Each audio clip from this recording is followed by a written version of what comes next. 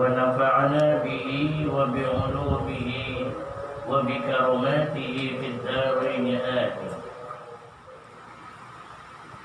Faslun utawi ikilah fasal arkanus sholatil janazati utawi biro-biro rukuni sholat janazah sab'atun iku ono pitu.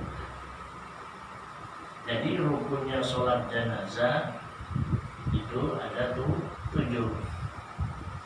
Monggo dipersilahkan orang laki-laki, orang perempuan yang mengikuti sholat jenazah gak apa-apa, tapi jaraknya perempuan harus jangan dekat, tidak boleh, hukumnya makruh. Ya.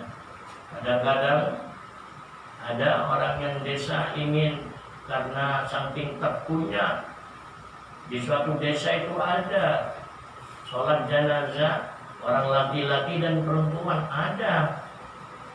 Kalau di daerah Surabaya memang jarang laki-laki saja.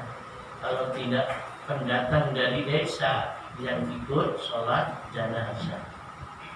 Adapun sholat jenazah itu beda sopnya dengan sholat fardu kayak biasanya itu.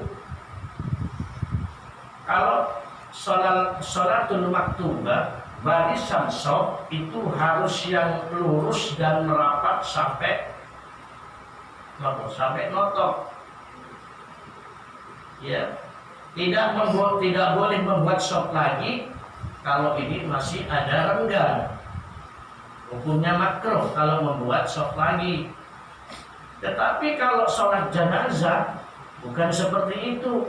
Yang penting banyak shafnya. Sunnahnya yaitu 3 shaf. Dan apabila seseorang melaksanakan sholatul janazah lebih dari 40 yang melaksanakan sholatul janazah, insyaallah mayit akan mendapatkan ampunan dari Allah Subhanahu wa taala. Di sana rahmat dan maghfirah turun kepada orang yang wafat tadi, seperti para ulama, ya. Guru saya Al-Maghfurlah Kiai Haji Raden Abdul Mujib Abbas waktu wafat, beliau mulai pagi sampai jam 2 atau jam 1 itu tidak ada henti-hentinya yang melaksanakan sholatul janazah. Berganti-ganti santri-santri, murid-murid dan ulama dari mana-mana berganti. Ya, kalau lebih dari 40 hari, insya Allah ada jaminan. Ya, insya Allah ada jaminan si mayit ini adalah turun rahmat dan maghfirah dari Allah Subhanahu wa taala. Mudah-mudahan kita besok cocok dengan doa kita, ya.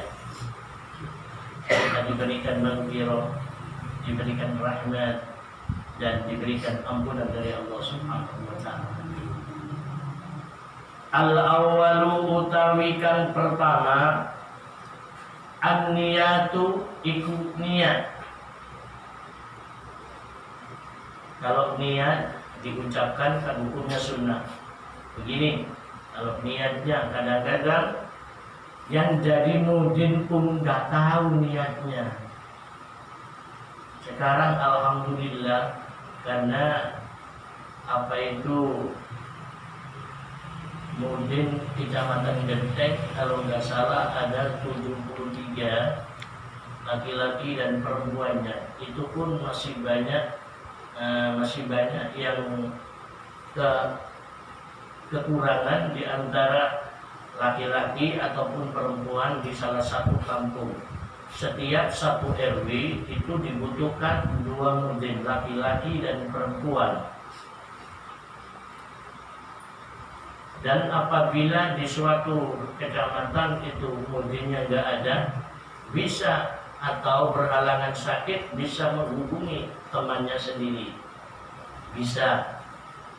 Dan setiap bulan di Kecamatan Gendeng ini alhamdulillah, yaitu sedikit banyak di sana saya yang mengisi tentang yaitu tata cara sholatul mayyit dan lain sebagainya. Karena ada salah satu, saya pernah ikut sholat jenazah, saya jadi makmum. Ya, Sang Mudin tadi bilang usolli fardhu. Kok fardhu? Ya, dikatakan fardhu tadi.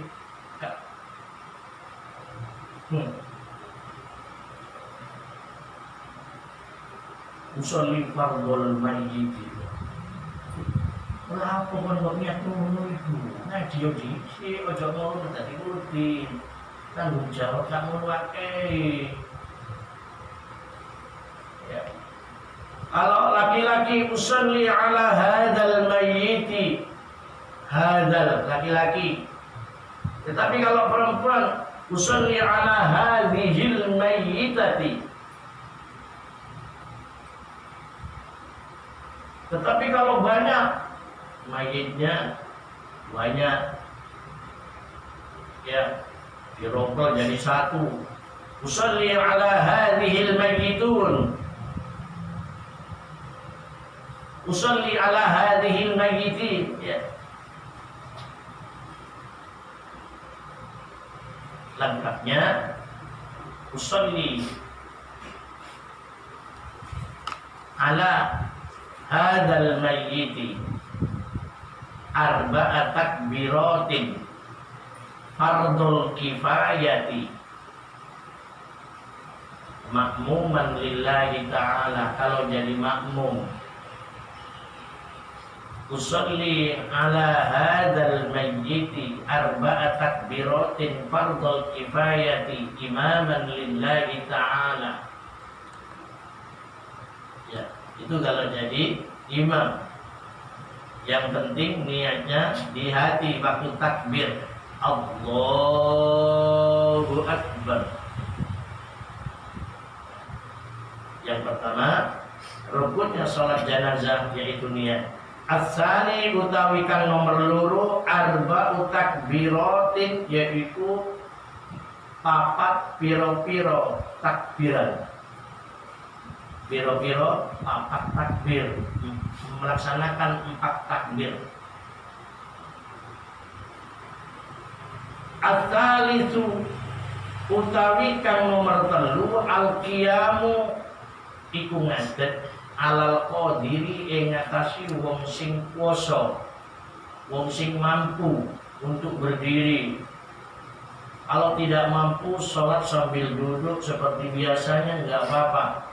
Itu sholat mayyit. Karena mengikuti sholat mayyit, di samping kita ikut sholat mayyit, kita akan ingat kalau kita besok mati seperti ini. Kalau kita besok kalau meninggal dunia, teman-teman jamaah, saudara-saudara melaksanakan sholat kepada saya, sehingga tafakkur memikirkan ke depan akan masuk ke liang lahat. Itu kalau kita ikut sholatul janazah. Ar-rabi'u utawi kang nomor 4 qiraatul fatihati. Jadi ku maca Fatihah. Yang 4 takbir tadi. Setelah takbir pertama Allahu Akbar, langsung Fatihah. Baca kabiro kesuwen. Jadi baca kabiro enggak apa-apa. Tetap hukumnya sunnah. Doa iftitah. Terus hari ini pas kesuwen langsung baca Fatihah. Karena di sini perintahnya baca Fatihah takbir pertama dengan bacaan Fatihah yang bagus sekali. Allahu Akbar. Bismillahirrahmanirrahim. Alhamdulillahi rabbil alamin arrahmanir rahim maliki yaumiddin. Iyyaka na'budu wa iyyaka nasta'in. Ihdinas siratal mustaqim. Siratal ladzina an'amta 'alaihim ghairil maghdubi 'alaihim waladdallin. Amin. Al-khamisu utawi kang nomor 5 as-shalah. Maca shalawat ala Nabi sallallahu alaihi wasallam. Ingat kasih Nabi Muhammad sallallahu alaihi wasallam. Takbir yang kedua membaca sholawat. Sholawat yang sebagaimana yang telah masyhur namanya sholat Ibrahim. Ya at-tahiyat itu dibaca. Takbir kedua Allahu Akbar. Allahumma salli ala Sayyidina Muhammad wa ala ali Sayyidina Muhammad. Kama sallaita ala Sayyidina Ibrahim wa ala ali Sayyidina Ibrahim. وبارك على سيدنا محمد وعلى آل سيدنا محمد كما باركت على سيدنا إبراهيم وعلى آل سيدنا إبراهيم في العالمين إنك حميد مجيد. Selesai. Takbir kedua selesai. As-sadisu utai kang nomor 6 ad-du'a yaitu donga lil mayyiti maring mayit. Donga maring mayit.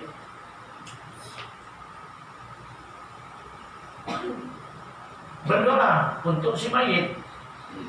Kalau laki-laki Allahumma ighfir lahu warhamhu wa'afihi wa'fu anhu wa akrim nuzulahu wa wasi' madkhalahu bi rahmatika ya arhamar rahimin. Singkatnya seperti ini. Ya. Kadang-kadang yang jadi imam, yang wafat, yang meninggal itu laki-laki dibacain doa perempuan. Allahumma ighfir laha warhamha wa'afiha wa'fu anha. Lawang imam yo kak ngaji dhisik. Ngaji yo ilmu nahwu dhisik. Kan gitu. Jadi yang di belakang itu ada yang sholat sambil ketawa karena banyak santri. Iki imam kok ini sing mati ku lanang kok didungani wedok. Utawa sing mati ku wedok kok didungani lanang, diantem kromo lanang kabeh. Sing mati wedok didungani Allahumma fir lahu warhamhu wa'afihi wa'fu anhu. Ya kudu cocok. Makanya sadurunge ngelakoni ibadah itu ngaji yo dhisik, kudu duwe ilmune. Segala ibadah kalau tidak ada ilmunya, kata Rasulullah, mardudatun la tuqbalu, ditolak dan tidak akan diterima oleh Allah Subhanahu wa ta'ala. Allahumma billahu warhamhu wa'afihi wa'fu anhu kalau laki-laki. Kalau perempuan, Allahumma ighfir laha warhamha wa'afiha wa'fu anha wa akrim nuzulaha wa wasi' madkhalaha bi rahmatika ya arhamar rahimin. Takbir ketiga. Ba'da tsalitsati sa'wisi takbir ketelu. As-sabi'u utawi kang nomor 7 takbir yang keempat assalamu. Ini ku huruf salam. Bedakan antara sholat fardu dan sholat jenazah. Ya, seandainya disamakan, tidak apa-apa, tidak masalah. Ya, saudara kita, kalau sholat salam memang sholat fardu, assalamualaikum warahmatullahi wabarakatuh. Terus sholat jenazah, assalamualaikum warahmatullahi wabarakatuh, kan nggak ada bedanya. Bedakan antara sholat fardu ain dan fardu kifayah. Kalau fardu ain salamnya assalamualaikum warahmatullahi, begitu kan? Tetapi kalau sholat jenazah assalamualaikum warahmatullahi wabarakatuh. Nah, bedakan. Sebelum salam dianjurkan doa dulu. Allahumma la tahrimna ajrahu wa la taqtina ba'dahu waghfir lana wa lahu. Assalamualaikum warahmatullahi wabarakatuh. Nah, ini namanya salat mayit yang laki-laki sebelum salam, yaitu didoain dulu. Kalau perempuan, Allahumma la tahrimna ajraha wa la taftina ba'daha waghfir lana wa laha. Assalamualaikum warahmatullahi wabarakatuh. Assalamualaikum warahmatullahi wabarakatuh. Nah, itu tata cara sholatul janazah. Kalau kita melaksanakan sholatul janazah dengan tertib dan benar, insya Allah sholat kita atau ibadah kita atau yang kita sholatin akan menjadi orang-orang yang husnul khotimah. Jadi tergantung hidupnya.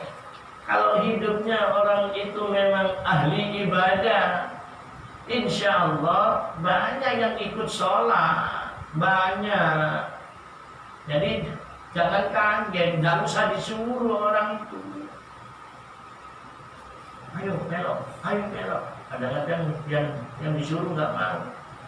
Ya, terserah, itu termasuk amal perbuatan dia waktu hidup di dunia.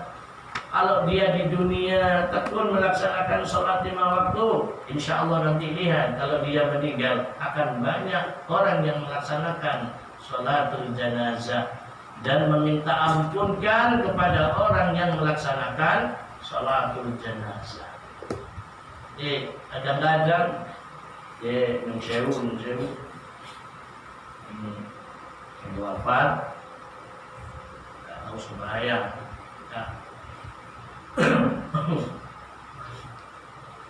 Tetapi dia di dalam sehari-harinya memerintahkan anaknya untuk sholat, untuk ngaji.